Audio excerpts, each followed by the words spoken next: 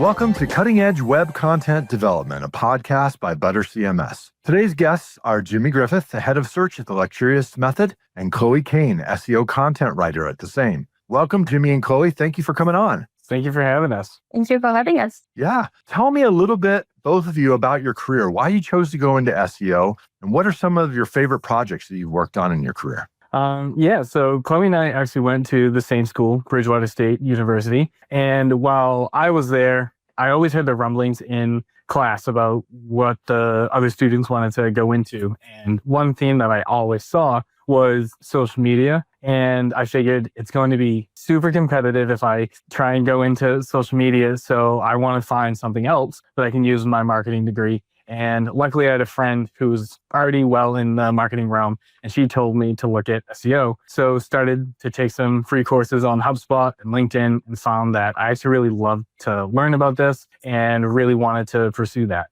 And that's kind of how I found my way into that. And luckily, I found a company that needed some help. And once I started there, really got hooked and just kind of continued with that. And I've been with the Luxurist Method for 3 years now. And it's been great because I've gotten to work on tons of cool, unique sites. I think my favorite so far is I worked on a major news outlet. They did sign an NDA, so I can't say the name, but it was the biggest site to date, upwards of like 6 million URLs with like 500 to 600 news stories going on a day. So it was a lot to handle, big problems, big issues, but it was super fun and probably taught me the most out of any client that I've had so far. Yeah. I don't think I've met a single SEO expert out there who has gone to college for SEO. It's always, you got to love learning and you got to be in it because it's constantly evolving. Nobody who's an expert is still an expert without continuing to stay up on it. Yeah. What about you, Chloe? Yes, so like Jimmy said, we both went to the same school. It was Bridgewater State University. And to be honest, we did not learn anything about SEO, but when I was getting my marketing degree, I really wanted to find an internship. And I did see that the Luxurist Method was looking for an intern, not as a marketing, not in marketing, but the operation department. And my thought was, well, I think if I can get my foot into the marketing industry and if they like me and if I like the company, then maybe it can open more doors for me. And so that's how I joined the Luxurist Method. And it worked as I planned. I loved working with them. They were happy with my work. And so I slowly moved into the marketing department and learned all about SEO thanks to Jimmy. And so now they hired me. And so I just love it. That's how I learned about SEO, about content writing. I don't know if you can tell, but English is my second language. I'm from France. So it was, I think sometimes I don't give enough credit to myself, but I think I can say that I'm proud now that I got a marketing job and writing in English. And so I would say my favorite project and probably the biggest is currently we are optimizing the content for a big website that sells tools, but for machinists. And so when I started working for them, I was thinking, I don't know if it's going to be exciting to write about tools, and I did not know anything about tools, but I really started loving it, and it's just nice to see that the clients are happy with my work and just to see the results. I think that's why I'm very proud and I love what I'm doing. No, anybody can write for, tennis shoes and video games and things like that. It's the people who can write for the tough stuff like tools. I did medical equipment for a while. Believe me, that is not sexy.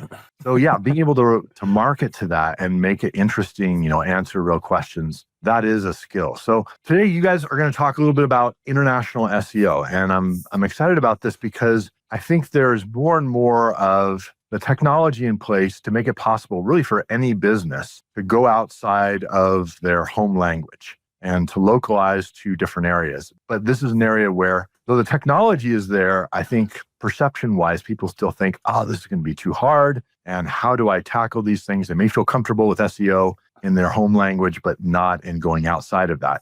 So what are the strategies and the key factors you consider when you're starting up SEO for international markets? I think the biggest thing that I always try to at least portray to the clients is, though it might seem easy to, we'll, translate it and then kind of put it out there, but it's not always that simple. So sometimes we kind of have to talk them down a little bit to really get the basis of it, especially from the technical perspective. If you look on Google Analytics, you probably see traffic coming from all over the world, but, to really be more tactful with that is really where that nuance is. So usually what I recommend is ask, what countries are you looking at? Because it might be a country that doesn't really use Google that much. Like if it's China who uses, exactly. We don't want to put all of our eggs into that Google basket. And also the demographic itself, what their age is, because that plays a part in it. Once we have that, then I do my technical thing with hreflang alternates, and then setting up all those directives, and then start to, before we do that, we go through the translation process, because that's a whole nother beast. Surprisingly, the number of people who have said, let's just put it into Google Translate, is more than I care to admit. And that's something that I'm very against. Sometimes budget comes into, context there, but one of the things that we always try and hone in is sometimes the longer way is the better. And I think from at least a content perspective, Chloe can definitely attest to that. Yeah. I know just some of those automation translation programs like DeepL, are those any good? Do you feel like that's a kind of good middle ground between obviously Google Translate's not good enough and maybe having a custom translator do it live? In our experience, we've always worked with custom translators. They've usually had either the resources or the team for it. So myself personally, I've never used any plugin or any tool for translating other than my own curiosity with Google Translate. But one thing that I always make sure is portrayed is, yes, the words might translate, but does it make sense? Does it resonate with the audience? If you're translating into Spanish, but you're targeting in Spain, is it a word that they use in Spain, or is it one that they use in Mexico or Puerto Rico? And that's really where a lot of sites falter. And I think that's really where that familiarity and impact can really make a difference. Yeah, that's the difference between translation and localization. I mean, yes. For instance, those of you who are listening to this obviously listen in English, so you understand English, but you know that there's a difference between the language that someone in Britain might use as, say, compared to the United States or Australia or South Africa. So same thing in Spanish. I actually lived in South America for a couple of years. I speak Spanish, and the people who speak Spanish in Mexico and the people who speak Spanish in Argentina speak very different dialects. They can kind of understand each other, but you can tell that one comes from one place and from another. And so especially if it's something like you guys work with e-commerce, really can be a difference between a sale and not a sale if you feel like I'm understanding this 100% as opposed to 95%. Yeah, exactly. And a great example of that is one of our clients is a lingerie company based in the UK, and they came to us to help launch the US site. And they had everything pretty much set up, but they really wanted US eyes to look at this. And they had a meeting internally as to why their gift vouchers weren't selling in the US. And we were like, do you mean a gift card? And they were like, what? And I was like, oh, here we call them gift cards, not gift vouchers. And they were like, oh, so that was kind of the light bulb moment. And then that started this whole initiative of let's go through the site. And luckily, Screaming Frog picks this up. If you turn on the spelling, any UK spelling based in the US, they'll pick up on. So like color, glamour was another one where they add the U, and we dropped that. And it was funny that it was just something said in passing that ended up having a pretty decent impact. Yeah, absolutely. Don't go to the UK and ask for pants unless you want underwear. You ask for trousers. So there's little things. Exactly. It's but that makes a big difference. And if you're not a native speaker, you won't pick up on it. You'll see the translation and say, "Hey, that looks great," and have no idea. Yeah, that's localization, different from translation. Exactly. Yeah. So how do you navigate those kind of cultural differences, when you're planning for, let's say, multiple regions of the same language? I think a lot of it is doing as much research as possible. reaching out to people who might be in that region or area, or trying to rely on your network to see if anyone else has any insight. We were working on a site that made, they were like an Invisalign competitor, and they were setting up sites pretty much in every country in Europe. And one thing that we weren't really sure was, what are the, not just shopping habits, but this is a pretty specialized product. Is this something that, a lot of Europe is looking for? And how do they like to be approached? Well, approached. And once we kind of figured that out, it was easier to kind of make a plan. I'm not a big fan of throwing things at the wall and seeing what sticks. I like to, be as informed as possible. So we really make sure that we do the research to try and get as much of a clear picture before we do any implementations. Looking at competitors to what they do in that market, it really helps us. So looking at competitors, seeing how they approach that particular market and trying to learn from that. Yeah, so that's when you're talking about that kind of competitive analysis, when you're looking at your competitors, what are the things you do? Do you just go through the site and say, all right, they said it this way, let's copy that? Or is it possible that there's more to that kind of analysis of competitors? One thing that I started doing recently is I actually put my VPN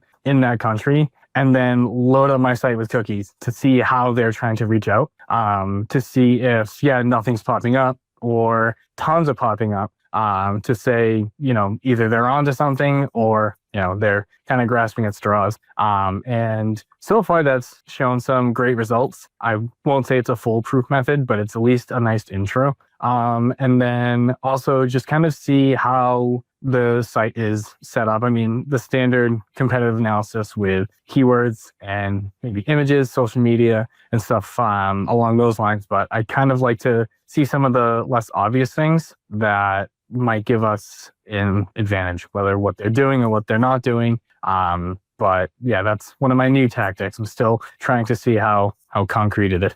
Would you recommend that, say a company came to your agency and said, yeah, we want to have you localize our site and do our SEO for this particular localization? Would you want them to come to you at the beginning before they choose that, and maybe have you help them determine where the best opportunity is among several localization markets? Or would you rather them have figured that part out and then come to you and just say, go ahead and make this happen for this particular market? I'd say in an ideal world, they would come to us beforehand, because one of the things that I feel TLM does really well is we custom tailor approaches for our clients. So what's worked for one might not work for the other. And we really want to deliver that almost like a personal butler of a marketing agency. So if we start from scratch, we can really hone in on the winners and maybe losers of going forward with this. So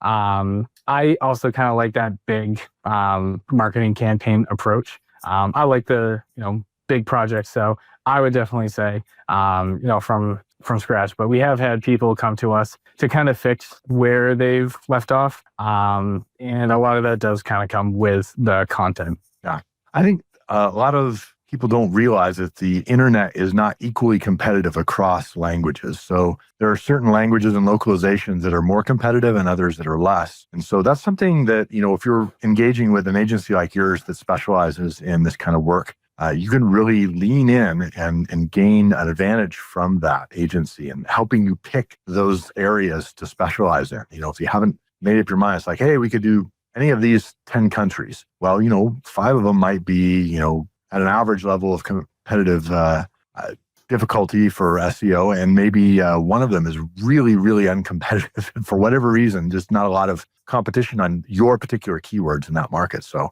definitely, lean in on an agency that specializes like that. Let them help you find where those opportunities are, those pearls. Yeah.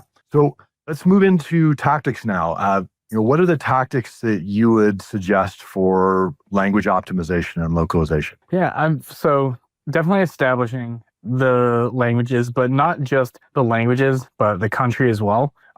So if you're using hreflang alternates, there's EN US, EN GB, EN Australia. So really discovering if you want to localize that way or just do English as a whole, or French as a whole, which Chloe and I've asked because I don't speak any French. I had to also ask her, are there differences between, French in France and then French in Canada? Is that kind of the same? And luckily she confirmed for that. So my hypothesis was correct. But definitely, well, the way I look at it is, I'm so used to seeing English the way I speak it that if we're creating a website, we want it to be as familiar to the intended user. So that way they're more likely to click and interact with the website. So that's really my first step is let's establish where it's going to go, what languages it's going to be. And then keyword research is a whole separate beast that I can do, but I stay in my technical realm. So if someone is planning on doing this, you've kind of outlined some of the steps. Is the first step might be, figure out where those language opportunities are. These are the languages we're going to go after, or localizations. The next step would be going in and translating the content, and then afterwards doing the keyword research, or does the keyword research come first and then informs your translations? Usually in our experience, and Chloe, correct me if I'm wrong, keywords is usually our first step. Because if the sentence structure has to change because of the translation, we still want it to fit organically. Chloe, I don't know if you wanted to go into more of your approach for keyword research. Yeah, I would say keyword research is definitely like the base for our approach, because when you use some tools, you can change the localization. So as you mentioned earlier, for example, when we work with brands based in the UK, we have to take into consideration that depending on the countries, they use different words. For pants, they use trousers. So we really have to take that into consideration when we do keyword research, because language is a big thing, but also culture. Culture is the difference in culture. It's not only the language. Translating word for word is not a good tactic. I honestly say that all the time. I'm French from France, and in Canada they speak French too in some areas, but it's very different. And I always laugh when I say that I'm French, and people say, "Oh, from Canada," and I say, "No, from France." And like we mentioned too, like Spanish in Mexico or in Spain, it's gonna be different. So we really have to understand that. And taking this into consideration, and even beyond the language, the difference in sizing. And in France, for example, it's very different. Like we use the metric system, and here we don't. So that's something you have to take into consideration. And you have to really understand the user intent. And then once you do your keyword research, then you want to make sure that you use those words throughout your content. Not only the text, but you want to optimize the image. When you translate the website, you need to make sure the image is translated. We had a client, they had a website in English and in Spanish, but some of their images were not translating between each version. So that's something very important. And also the social media platforms, when you link it to your website, you want to make sure that you have different version of it. You just want to make sure that your audience resonates with your content. So I would say keyword research is definitely like the big part of content. With those tactics in mind, what are the technical side of this translation localization process? I mean, one of the questions I've seen come up in translation is, do I use a subdomain of my main language domain to host my multilingual content, or do I have a totally separate domain maybe that's localized to that particular country? Are those kind of things relevant to SEO, or are those just kind of preferences? Kind of both. Once you start to get into like subdomains and subfolders or CCLTDs, one thing that you do have to worry about is the authority isn't always inherited from your main site. So knowing that sometimes you have to start from scratch with your authority. Obviously, you can use internal links to boost things, but it's not going to be automatic once you hit go live.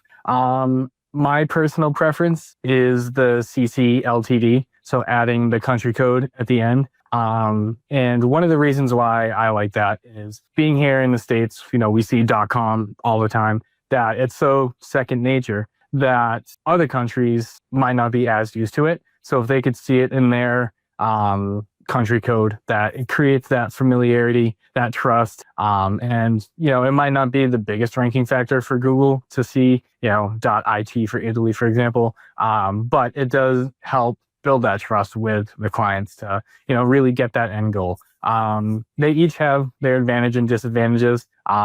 We've worked with subdomains in the past with that lingerie company based in the UK.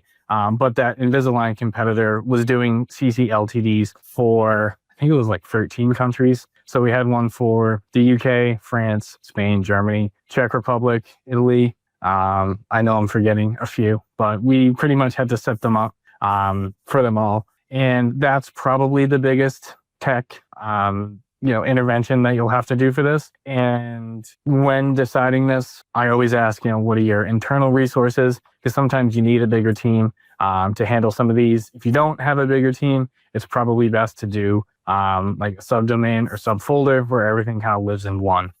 So it's a little bit of preference on the client. And then if that's not an issue, then, I'll add some of our recommendations on top of that. Yeah, could you just define CCLTD, just in case someone doesn't know? Yes, it's I do not want to butcher this. I always do that, so just let me pull it up in my notes.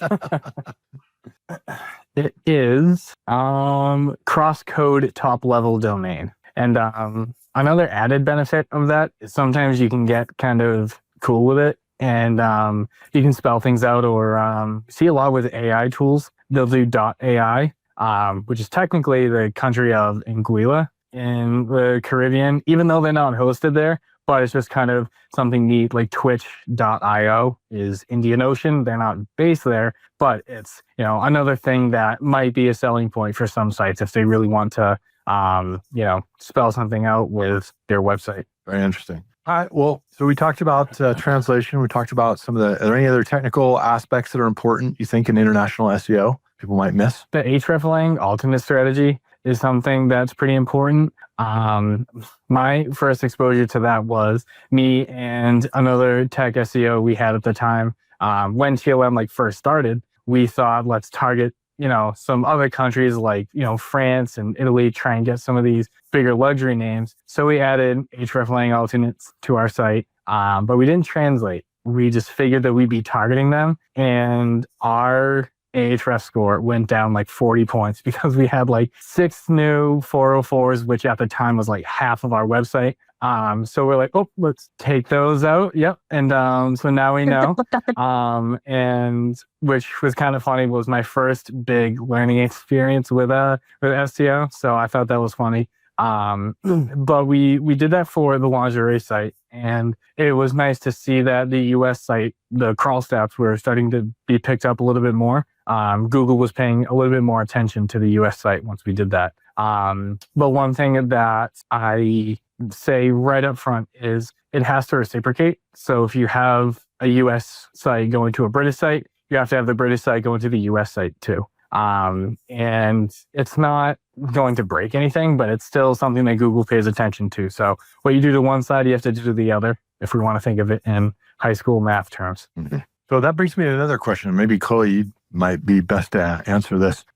Do you simply translate all of your content, existing content, or do you look for opportunities to maybe create new content that's specific to that localization that might be needed? I always like to look for opportunities to create new content, because again, translating, it may not resonate with the target audience.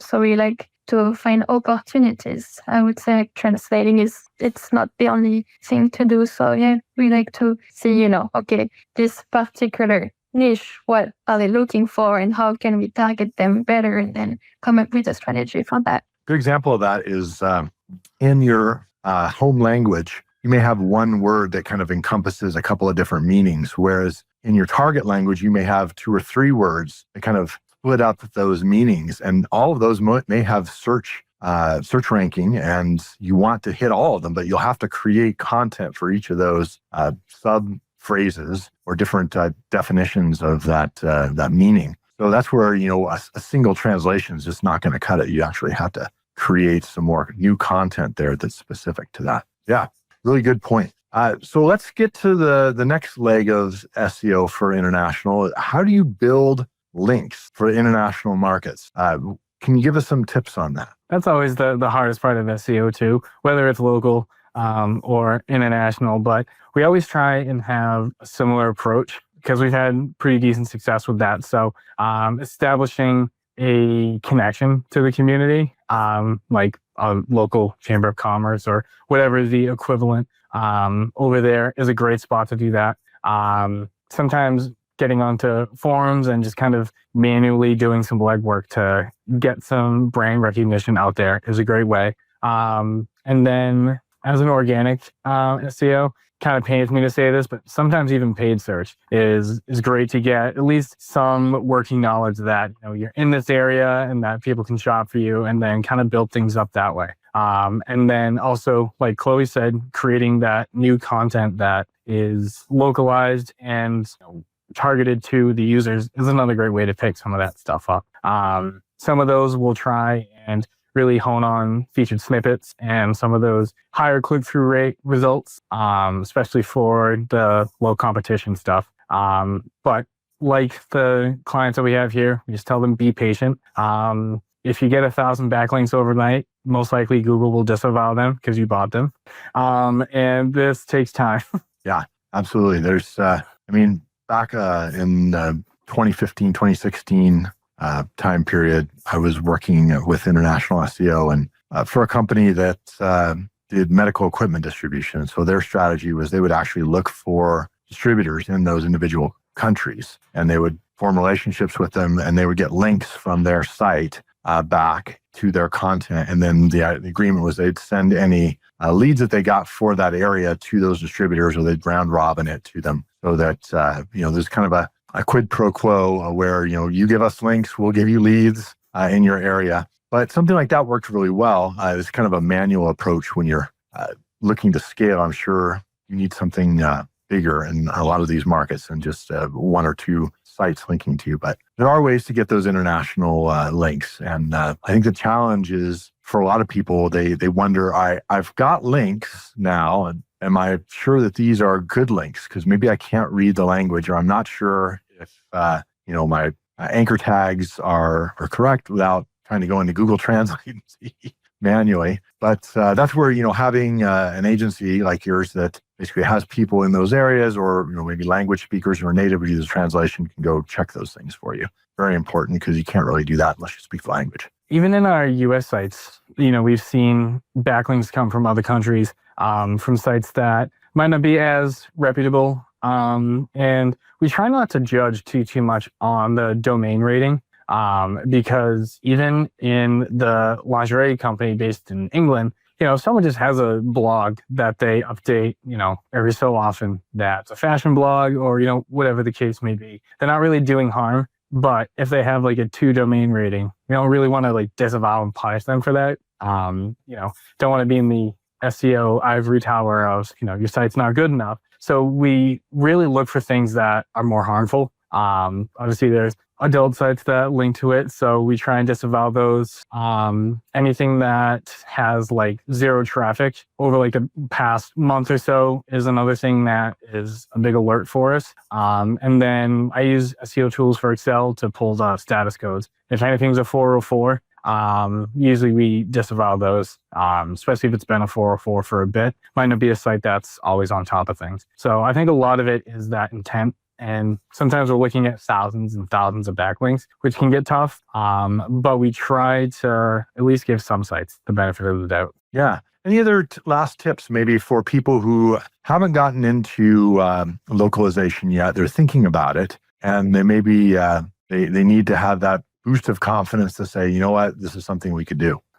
I would definitely say that as long as you're going into it with the right intentions, and that, I'm not saying that, every business model needs to be the same, but, if you're looking to expand into these because there's a market that has a need and that you have a solution for that, whether that's a product or a software or whatever the case may be, then as long as you take the right steps, then there shouldn't be anything holding you back. If it's a matter of the know-how, You can reach out to marketing agencies for consultations. I know sometimes we'll do that before we get into contracts with people. But it should never be a case of I don't know how, so I shouldn't, because building communities and helping is kind of why we do what we do. Well, I always like to ask near the end of the podcast some just advice that you would give yourself if you could go back in a time machine to yourself at the beginning of your career and just share something you learned that's valuable to you, but that you didn't know when you started out. What would that be? Get more familiar with JavaScript. It is going to help so much, especially when communicating with dev teams, and maybe some lower hanging stuff that you'd like to get done, but there's not enough bandwidth on the dev team stuff. HTML and CSS I feel okay with, but JavaScript is, for lack of better words, it's a whole nother language. It is a whole nother language. Yeah, and that's SEO's really kind of bridged that gap between content and code, which is part of the reason why I've loved having them on as a guest on this podcast, because our listeners are marketers, they're content creators, but they're also developers. And so both of them are kind of looking at SEO as this kind of bridge area where they may work. Yeah, Chloe, what about you? I would say trust yourself more and learn more about the technical side of SEO. That's how I started SEO, actually, was doing more the technical side, and now I'm doing mostly content. But I think it's really important to stay up to date with the new tactics and things like that. So I would say don't forget the important side. So obviously on the technical side. Yeah. What about inspiration? Where do you guys find your inspiration? Is there websites or people you follow on social or podcasts or conferences, books? I think a lot of my inspiration kind of comes from me just being competitive. So I see it as that top spot is, first place. If you get there, you win. So that's kind of what feeds me for getting into that. And you might not always get the attaboys being the SEOs behind the scenes, but at least internally, I feel accomplished when we start to move more up into page one. But I follow Barry Schwartz and a lot of the Google developers, and kind of want to be like them one day. Maybe be invited onto one of their shows. I'd love to pick their brains about some stuff. I would say on Reddit, and also a lot of blogs, because I write blogs as well. So I like to read blogs. And so that's how I, stay on track with what's going on in the SEO world. And Jimmy, he was my mentor. No, I think it's, he really inspired me. And, I think it's, even if I look at myself a few years ago when I studied at the Luxurist, I would have never imagined myself where I'm at today. So I think you have to be also your own inspiration. And yeah. Well, tell us a little bit about Luxurist Method. So who do you do business with? What's your special sauce that you kind of put out there for people? And how can people find the Luxurist Method online? Yeah, so we were founded right after COVID. I think technically it was November of 2020 was when our founder, Priscilla Cornwell, was burnt out and said, I don't want to do this anymore. I don't want to answer to anyone. And then she formed her own company. And then I was the third person here. And that was February of 2021. So the clients that we normally go after are enterprise level, Fortune 500, that scope of websites. And we do everything from SEO, both technical and content. We do full scale analytics, custom tagging. GA4 migration was something we did really well on, and we're still kind of helping sites figure out their GA4. And conversion rate optimization is another big thing that we do. We like to say that we optimize websites for humans and Google. And general UX, UI, paid search is another big thing. And now we're breaking out into email. So pretty much anything that a business needs help on, we're slowly starting to unveil. And you can find us at theluxuristmethod.com or on LinkedIn. We do have an Instagram page as well, but LinkedIn and directly to our website is kind of our approach. And then in terms of our secret sauce, we, like I said earlier, we do have a custom approach to clients. So during our auditing process, we find the specific things that your site needs, whether that's your content revamped. Sometimes there are times that the site is technically fine. There might be small things like your metas are too long or too short, but there's no blaring obvious issues. And, we're not going to say, oh, let's, bill for the technical aspects, because they don't need it. And we try and have that very hands-on, almost luxury approach, like I said, a butler, coming in to deal with that. And then branding, which is, again, Chloe's realm, is something that I feel like we do really, really well. So, all right, this is a new question I've never asked anyone, but I'm just interested since you guys work in this as an agency. Is there any front-end language, or framework, or any CMS that's just a pain in the butt that makes it difficult to do your work in SEO or translation? I mean, they all have their advantages and disadvantages. I would say not being so code heavy and developer friendly. Salesforce is kind of the one that always gives us a little bit of an issue. But WordPress and Shopify are probably the two that are so easy for us to work in. BigCommerce is also a surprisingly user-friendly one to go through. But we've also worked with Magento, which we've had two experiences with Magento, one that was set up correctly and one that wasn't. So I think it actually really depends on how it's used rather than the platform itself. Yeah, a lot of it is how it's set up. Yeah, and that sometimes I've gotten into WordPress before where it was super easy, like at the beginning of an install. But I've also seen WordPress installs that have been around for like 10 years, and it's just a stinking nightmare. It's like a house of cards with all these different plugins and modifications and themes that are ancient and out of date. And you're like, oh my gosh, if I change anything, it's going to break the whole thing. Yeah. Thanks for your insights. Really appreciate it, Chloe. Jimmy, thank you so much for coming on and sharing. Yeah, thank you so much for having us. Thank you for that. Cutting Edge Web Content Development is brought to you by Butter CMS. To find out how you can build better with Butter, stop wasting dev time, and free your marketers from your legacy CMS, visit buttercms.com. Also, make sure to search for Cutting Edge Web Content Development in Apple Podcasts, Spotify, and Google Podcasts, or anywhere else podcasts are found. Make sure to click subscribe so you don't miss any future episodes. On behalf of the team here at Butter CMS, thank you for listening.